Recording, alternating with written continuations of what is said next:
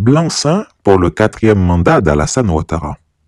Voici pourquoi la France perdra définitivement la Côte d'Ivoire. Troisième partie est fin. L'arrogance du choix des dirigeants africains. Un impérialisme révolu. Mais au-delà de ce soutien aux dictateurs, se pose une question plus fondamentale. Pourquoi la France se croit-elle en droit de choisir les dirigeants africains? Pourquoi Paris ne cherche-t-il pas à choisir le président des États-Unis ou de tout autre pays souverain? L'arrogance de cette posture, qui suppose une hiérarchie entre les peuples, est insoutenable. Elle porte en elle l'idée d'une supériorité européenne qui n'a plus sa place dans le monde moderne. Y a-t-il un peuple supérieur à un autre? L'histoire, comme la morale, répondent sans équivoque non. L'alternative des alliances africaines avec d'autres puissances mondiales. Aujourd'hui, les pays africains ont des alternatives. La Chine, la Turquie et même la Russie offrent des partenariats économiques sans ingérence militaire, tout en investissant massivement dans les infrastructures africaines. Contrairement à la France, ces pays ne conditionnent pas leur coopération à un contrôle politique, permettant aux États africains de diversifier leurs alliances. La France, si elle ne revoit pas sa stratégie, risque de se retrouver isolée face à une concurrence internationale qui respecte davantage la souveraineté africaine. Travaillez avec la Russie, vous ne travaillez pas avec moi, etc. Vous me tournez le dos. Quelqu'un a posé la question, ça, je vous réponds, madame. Parce que les gens ont l'habitude d'utiliser ça, oui. Pourquoi laisser un ancien maître pour un nouveau? Mais ça, je crois qu'il faut même sortir de la décolonisation mentale. Nous cherchons la sécurité pour notre pays. On va là où on trouve, puisque les Européens vous dites que vous ne donnez pas d'armes d'État. Le Mali, ce qu'on a avec la Russie, c'est pas des prêts, c'est pas des dons, on achète. Ils nous vendent. On est parti avec les Européens, avec les Américains, on dit qu'on achète, ils disent qu'ils vendent pas. Mais vous voulez que je lutte contre Al-Qaïda, l'État islamique, avec des bâtons? Et subitement, en Ukraine, vous êtes rendu compte qu'il leur faut des armes pour se battre. Non, nous, on n'est pas dans ça. Si c'est la Russie qui peut m'aider sur le plan militaire, je ferai. Si demain, c'est les Américains qui font mon affaire sur le plan économique, je ferai. Mais souvent, on peut juste vous demander où est-ce que vous étiez quand les Maliens mouraient par centaines de milliers à Tombouctou, à Gao, à Kidal, hein, et dans la région de Mopti. Personne ne leur venait au secours. Est-ce que vous êtes interrogé comment ces gens mouraient? Moi, si c'est l'intérêt du pays, même avec le diable, je vais dealer. La fin inéluctable de l'influence française en Côte d'Ivoire. La jeunesse africaine connectée et de plus en plus consciente des jeux d'influence n'est plus prête à tolérer ce qu'elle considère comme une occupation déguisée. L'Afrique et la Côte d'Ivoire en particulier ne veulent plus de cette tutelle qui ne dit pas son nom. La France doit comprendre que son temps de dominance est révolu, qu'elle ne peut plus imposer ses volontés par la force, ni par l'intermédiaire de dirigeants qu'elle soutient malgré leur illégitimité. Vous êtes à la tête de cet État depuis 27 ans. Comment est-ce qu'on peut expliquer la longévité presque éternelle d'un certain nombre de chefs d'État africains? On voit qu'en France, il y a du dégagisme, voilà. Vous êtes arrivé au pouvoir à l'âge qu'a Macron aujourd'hui. Est-ce que on est président à vie quand on est président du Tchad, par exemple? Peut-être qu'il y a deux choses qu'il faut que j'explique cela. Arriver au pouvoir à 38 ans, peut-être ça donne aussi... mais Macron sera plus au pouvoir en maintenant. Attendez, c'est peut-être que c'est mauvais. Peut-être que c'est mauvais. Cette longévité explique par cela. Et de deux, je pense que je ne suis pas un homme, je pense que, je vais vous dire très honnêtement, je ne suis pas un homme heureux. Et je n'ai jamais été un homme heureux. Vous comprenez? Non. Pourquoi? Je ne suis pas un homme heureux, je n'ai jamais été un homme heureux parce que je n'ai pas eu une jeunesse comme tout le monde a eu sa jeunesse. Je n'ai pas eu, j'ai eu ma jeunesse dans la guerre, qui est passée dans une guerre.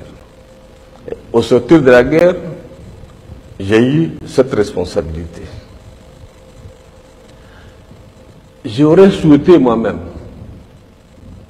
en 2002,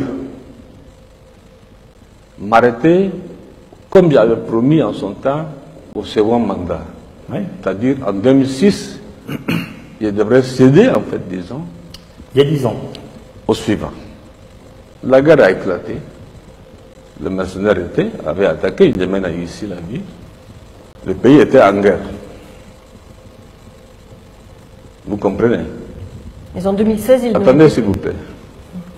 Et comme j'ai dit, dans la politique africaine, la France intervient souvent, et je le dis haut et fort, la France a intervenu, je dis bien, je n'ai pas demandé, je dis je ne le fais pas, de changer la Constitution. Pour l'histoire, je dis bien. Bongo n'est pas là. Bongo père, je dis bien. C'est à Paris. J'ai refusé. Et je n'ai pas fait la campagne. Qu'est-ce que vous voulez dire? C'est la France qui vous a poussé à continuer? C'est toujours la France qui fait, et c'est toujours la France qui critique, et c'est toujours la France qui est derrière. Mais en Mais là, 2016, la France n'était pas derrière votre écoutez-moi candidature. d'abord, s'il vous plaît. Ce que vous voulez dire, c'est que c'est Paris qui vous a poussé à Laissez-moi continuer? finir. Laissez-moi finir. Quand, comment on appelle, ils appellent le constitutionnaliste qui est venu ici, je ne connais même pas son nom. Je ne connais même pas son nom. Moi, j'ai refusé, j'ai dit je ne change pas. Ils ont passé par leur arcane, puisque l'Afrique, pour la France, il n'y a rien de, comment on appelle, de caché. C'est entresemé. Passé par les uns et les autres, ils ont changé la Constitution. C'est Donc, pas, ce que vous dites clairement- pas Déby qui a changé la Constitution. Ce que vous dites clairement, c'est que c'est Paris qui vous a forcé la main pour rester au pouvoir. J'ai dit que en tant que soldat, j'ai donné ma parole d'honneur en son temps de quitter le pouvoir en 2006. Il y a deux choses qui sont intervenues. La guerre, évidemment. La deuxième, c'est la France. Qui vous a dit de continuer. Bien sûr. Et maintenant, aujourd'hui, ce sont ceux-là même qui ont changé la Constitution qui me critiquent. Vers une émancipation africaine totale et définitive. L'heure est venue pour l'Afrique de revendiquer son indépendance totale, non seulement politique, mais aussi économique et culturelle. La France, si elle souhaite encore un avenir commun avec ses anciennes colonies, doit abandonner ses prétentions impérialistes et construire une relation fondée sur le respect mutuel. Sinon, elle n'aura d'autre choix que de se retirer, impuissante, face à une Afrique qui aura enfin acquis sa pleine souveraineté. L'Hexagone s'appuie fortement sur son outil stratégique de domination, à savoir la DGSE, pour continuer à nous faire la guerre par procuration en formant et armant les terroristes pour faire le sale boulot. Pour elle, en demandant notre souveraineté, nous avons commis un crime de lèse-majesté et de ce fait, met tout en œuvre pour que le cas du Niger ne fasse pas école. Le président Macron, qui déjà en août, la première quinzaine du mois d'août 2023, avait initié une large concertation pour apporter une réponse corrective appropriée au peuple nigérien et au cas du Niger. Suite à ça, il a donné des instructions à un certain Jean-Marie Bockel, qui est le conseiller Afrique, paraît-il, de Macron, de trouver des solutions et en urgence pour que le cas Niger ne fasse école. Après plusieurs mois et presque un an d'études, c'est ce qui a conduit à ce fameux commandement pour l'Afrique. C'est le résultat de leur nouvelle trouvaille pour mettre les États de l'Afrique francophone au pas. Et en tête, le Niger qui a osé demander sa souveraineté. L'audition devant la commission de défense de l'Assemblée nationale de Jean-Marie Bockel le 6 novembre 2024 n'a fait que confirmer ce que le CNSP a toujours dénoncé. Quand il y a eu la crise au Niger, on a été capable d'installer à Abidjan 2000 hommes en quelques heures, vous voyez. Donc je pense que un des, comment dirais-je, des aspects importants de la mission, c'est d'avoir réussi quand même vis-à-vis des partenaires à faire passer ce message, y compris d'ailleurs au niveau de l'institution militaire en France. Les critiques ont baissé, la compréhension est meilleure. Et au stade actuel, nous disposons de tous les éléments qui corroborent cet état de fait. En effet, dans le cadre de cette intervention pour le moment différée, le 1er septembre 2023 à Abidjan, en Côte d'Ivoire, il a été observé sur le tarmac de l'aéroport militaire 2 avions militaires français de type A400M ayant débarqué du personnel et du matériel. Aussi, le 7 septembre 2023, un navire de guerre de la marine française, le porte-hélicoptère amphibie Mistral, transportant une importante cargaison de matériel militaire, avait accosté au port de Cotonou pour débarquer sa cargaison initialement déchargée à Abidjan par les 2 porteurs A400M.